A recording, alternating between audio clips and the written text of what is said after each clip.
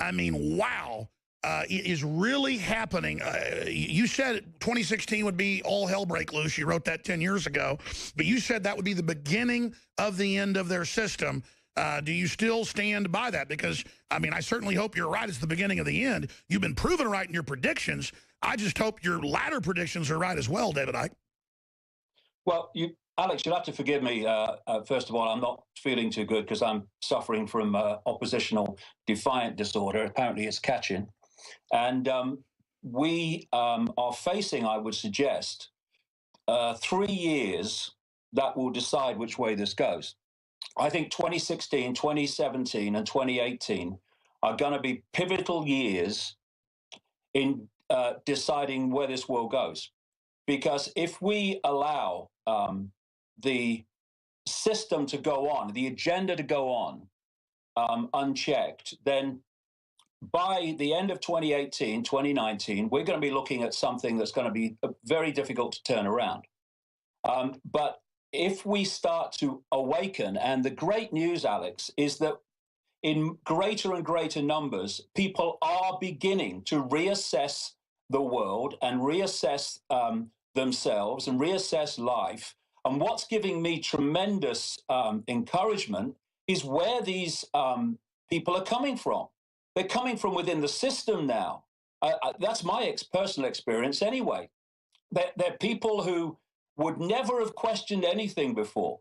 And then suddenly they're looking at it, and concepts that would have been totally alien to them a very short time ago are now starting to make sense.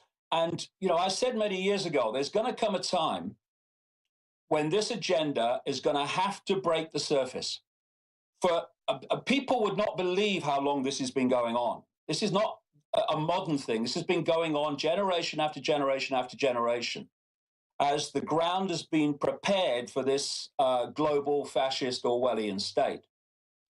And in that period, it's been able to stay under the radar. It's been able to manipulate in the shadows. It's been able to get things ready to be played out in the public arena. But of course, if you are going to actually make your world happen, then at some point you have got to start playing those things out from the shadows into the public arena where we can see them. And that's where we are now. Now, that shows that the agenda has moved on, but there's another aspect to this. This is a very, very dangerous time for the agenda and those behind it, because they can't hide anymore. It's in your face, and it's impacting on people's lives. And what we need to do in this alternative independent arena is to redouble our efforts to present to the widest possible audience another narrative, another explanation of world events, which challenge the random presentation of it's all random events, and show how it all fits together. Show how 9/11 and what's happening in Syria, gun control laws and mass immigration out of the Middle East into Europe is all connected. They're all dominoes in the same line. And when people take the trouble to read or listen to this narrative, as I know from personal experience, it makes far more sense of the world than that it's all a random accident and and David, it goes further than that now. It's happening by chance. It goes further, as you know. Brzezinski writes books. Kissinger writes books. The White House Science Czar writes books. The head of the Kissinger Group writes books. They write books and admit, okay, there are too many of you. Okay, we are putting stuff in the water. Okay, we are going to merge with machines and become gods. You know, okay, we are trying to create black holes and play God at CERN. I mean, what's crazy is they've gone from denying it, where I've had the host of, you know, ABC News here and Nightline, and I show him 6 or 7 clips of world leaders calling for world government just 5 years ago, and he looks at me and he goes, that's a different world government than the one you're talking about. To now they go, yes, world government's here. It's run by private banks, but still you're a kook and you're bad, and you need to be arrested. I mean, it's so bizarre to see how many people are awakening, including world leaders and people and very prominent folks and people in the system. As you said, that's what I'm seeing in the system of all places. But then the general public, large swaths, like get off on it and want to join with it, even though it hurts them. It's like they're nihilistic and are in a trance, like lemmings running off a cliff. It's quite a paradox. Well, I've just got a new book that's just come out. It's called Phantom Self, and the subtitle is "And How to Find the Real One." And what I show there is the scale of programming, perception programming, that starts when you leave the womb. So by the time you get into the adult world, if you have not opened your mind to see beyond the norms you've been programmed to accept as reality, then the only fix, the only way that you can understand the world is on the basis of the perception programming that it's literally downloaded. And so if you come out of the womb, you are then influenced by parents, not parents overwhelmingly that do it from a malevolent point of view. They have been programmed by going through the same system I'm just going to quickly describe, and thus they have taken on these perceptions of reality. And they then pass them on to the young child. And now, of course, at an earlier and earlier age, the state is getting control of children from the earlier and earlier ages. I mean, we've got a guy in the education establishment in Britain who a year or so ago called for children to start school at 2. So immediately you come out of the womb, you have a short time, overwhelming with parents that are passing on the programming because that's what they've taken on. And then you hit the system. Suddenly, as a small child, you are sitting in a chair in a classroom, and an authority figure is telling you what's right, what's wrong, what's real, what's not real, when you can go to the toilet, when you have to be there, when you can go home. Schools, I mean, it's like I say, take a deep breath, take a step back, look at it again.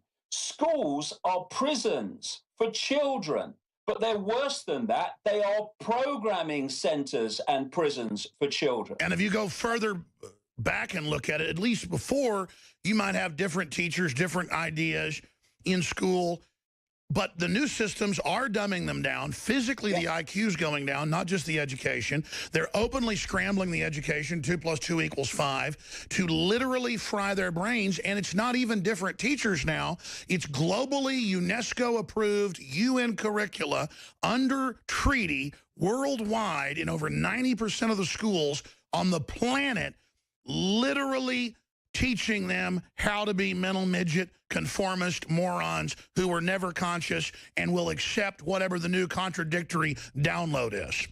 Exactly. Well, Bill Gates is involved in that in America, and anything Bill Gates is in is the agenda. You look at everything that he's involved in. It's like a wish list for the agenda that he's funding through his foundation with his missus. But this education foundation of the program is so vital because you go on to college and you go on to university, or many people do, and then from that base programming, this is the world, this is reality, this is how it is. And I debated, Alex, many times at Oxford University. And this is the elite university in Britain. And I've not been asked a challenging question. The level of programming is extraordinary. And then what happens? From that base programming, people go out to be doctors, they go out to be scientists, they go out to be politicians, they go out to be journalists. And from that base programming, they're all coming, unless they become in any way conscious beyond the program, they are viewing the world the same way. So where do the mainstream media go to get a fix on reality when they actually bother to question it at all? They go to scientists. So what are the systems scientists? They go to the systems doctors when they want to talk about health. And anyone who's outside of that programmed sense of everything, medicine, science, politics, economics, they are by definition a kook because they are outside the norm. This is how it works. And it's extraordinary, the level of programming. And I would say this, I've said it before in the books. You know, I think there's a very good chance that the level of programming is such, the level of perception program is such, that vast numbers of people, possibly the vast majority, go through an entire lifetime without an original thought or emotional response that hasn't come from the program. And if people just ask themselves the question, what do I believe? And then ask the next question, why do I believe it? Where has it come from? And it will invariably have come from some aspect or some expression of the system. And like the Nazis said, you know, give me the child to the age of 7 and I'll show you the man. Well, they have control of young people now well beyond the age of 7. And as you rightly say, what we're seeing is, because, you know, I'm coming up 64, so I was born in 1952. I remember the education system as it was in the 50s, and I've seen it change. This is why our generations are so pivotal in what's happening, because we have a point of reference before this got really, really extreme, and thus we can see how extreme it is.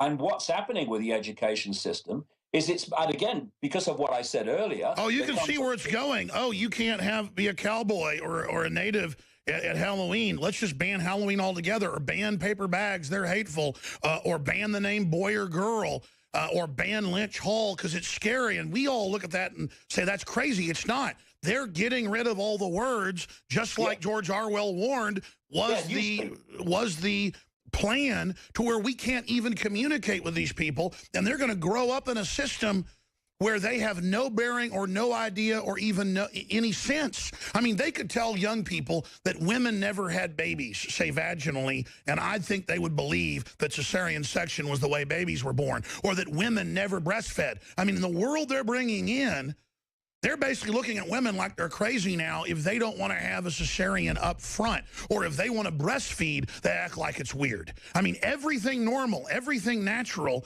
is supposedly evil, because you're right, we're all in a giant prison. We're being forced into the physical matrix with the virtual reality helmets we're going to put on, and the Pentagon admits that's the plan. So why would insiders, David, who know where this really leads, want to be for this? Because they're promised they're going to be part of the power structure in the future? Well, there's a few things I'd like to say about what you just said. I think it's there's some points there to go with. But in terms of what you just asked, there is a major incentive for such people, in the sense of being frightened not to go with it. You know, if you've seen consequences for others of not going with something, then if your backbone is not made of steel, then you will go with something merely out of self-preservation. And then there's the other incentive that if you go with it, there are rewards for that. I'll tell you what, stay there, David. David Icke, DavidIcke.com's our guest, iconic author, researcher, outside the box kingpin. We're going to come back and talk about what he just started mentioning. You know, China, they're bringing the system here where you have a social score for going along with the system, or you can't buy or sell. It's called the mark of the beast. You might have heard of it. But again, it's an evil spider, a monster, as you've said, at the center of the web. You can't make a deal with this, can you, David Icke? Well, no. And, you know, it's simple what is happening. You are seeking to bring in a centralized global fascist, communist, whatever you like, to people living in those situations, they're the same, really. Orwellian global state in which you have 24/7 surveillance, and your freedoms are basically zero. Now, to bring that in, you can't just come out and say, okay, we've had a meeting, this is what we're going to do. You have to create in the public mind the reasons why you're doing it. And because those reasons are not genuine, you have to make them up. In other words, you are bringing in your global fascist system by lying and lying and lying. Now, that's one side of it. But of course, what lies are very vulnerable to say the least, is the truth. So you've got a double whammy. You've got two fronts. One is to lie to the public so that you have your excuses to bring in your global system. And two, you've got to shut up those that are speaking the truth and thus exposing the lie. And that's what we're seeing. That's why, I mean, and this is an important point. Where does the real power lie? It lies with the truth. It doesn't lie with the lies. You can see behind me how big this room is. This is my little office where I do all my work and have done so for 10, 12 years, turning out the books and all the rest of it. And I'm currently sitting 13,000 miles away from the Australian government. One bloke. And yet they are seeking to delay a speaking visa, where I'm supposed to speak in a number of Australian cities in July, because they fear the information that I'm going to circulate. And Australia, I mean, there was an Australian politician said in Parliament, or a video I saw this week, he is saying Australia is in a pre-police state situation. I would take the pre away if you look at what's happening in Australia with a situation. So another take a breath, take a step back, look at it again, in which people are being denied benefits from the government if they don't have their children vaccinated according to the government's vaccination schedule. Now, if anyone wants a definition of a tyranny, then give me one better than that. But what they don't want, because that's the lie, that's bringing in the system, they don't want the truth to challenge the lie. And the fact that they are frightened of me coming into their country and just talking at about 3-4 events, when I'm just one bloke, just shows the power of information. And I'm looking at that headline now. This is a point that I want to pick up from what you were talking about earlier. The number of people at the center of this global web who are doing this in full knowledge and awareness of what they're doing is very, very small. And they have to manipulate other people to play out their desires, their agenda, called government administrators and politicians and others. They have to manipulate people in uniform to impose their agenda once the laws have been passed by others. And they have to keep people in the dark of what is actually going on. And to do that, given there's 7 billion people in the world, you have to enlist, through manipulation and programming, large numbers of those people to police each other. An analogy I used many years ago is that people laugh at sheep because they run from the sheepdog and follow the one in front. But humanity in large numbers has out-sheeped the sheep. At least the sheep need a sheepdog to keep them in line. Humans keep each other in line. And of course, that is the whole foundation of what's called political correctness, which is the insane seeking to silence the intelligence. Absolutely. Intelligent, in my view. And they're moving on every front. Go ahead. Yeah, exactly. And it's getting more and more extreme. When I read what's happening in United States universities, it's extraordinary. But what they're doing is recruiting the slaves to enslave the slaves. And this is what political correctness is. You start out here and you have debate. You have different views. You have people having access to different views and different information and having the right, oh my goodness me, they'll call the police, to make a decision on that information. And then political correctness is squeezing it and squeezing it in league with other situations until what's left is only the official version of everything, which is the lie. And what's amazing is that people who would otherwise say, oh, yeah, freedom of speech, when someone says something they don't like, instead of saying, well, actually, I think that's wrong because, the response is always ban them, silence them.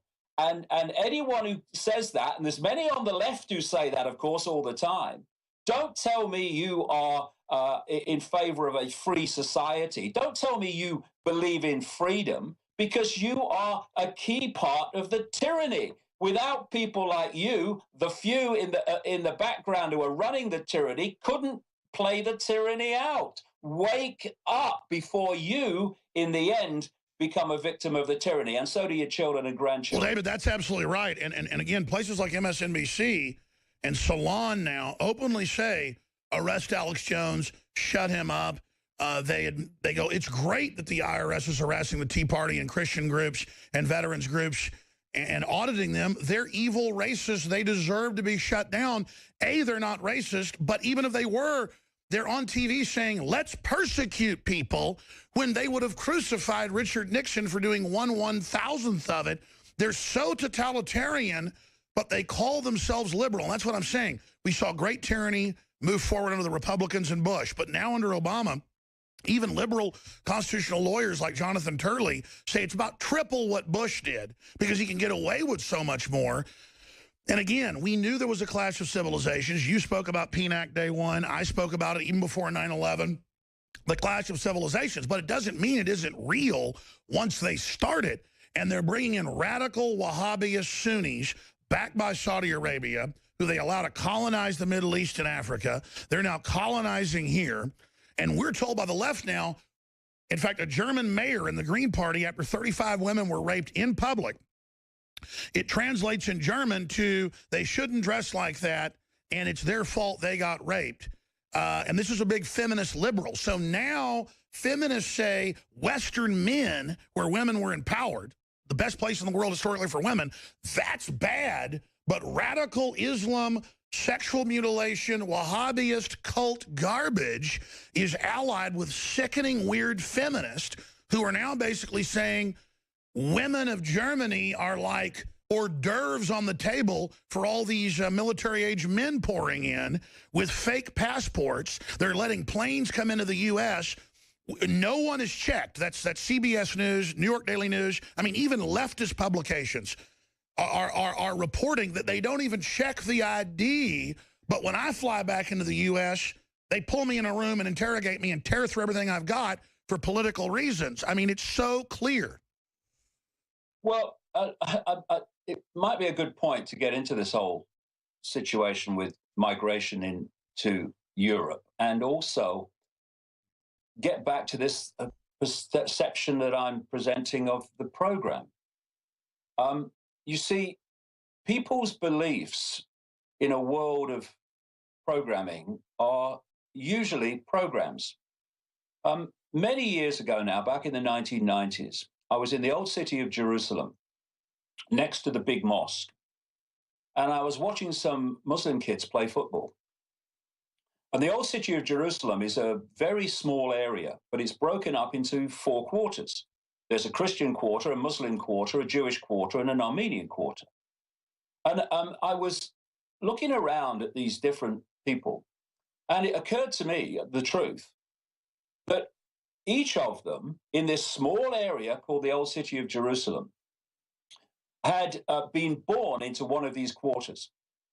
And by the age of these kids, 7, 8, were playing football, they would have a certain view of the world, a certain view of themselves, a certain view of what they call God, a certain view of spirituality, a certain view of themselves.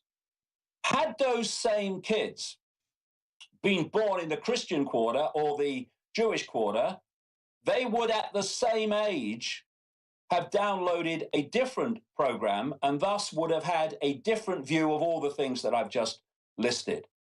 And what we need to do is realize that we are being, and I say this to every belief, I say this to every religion, I say this to every color and creed.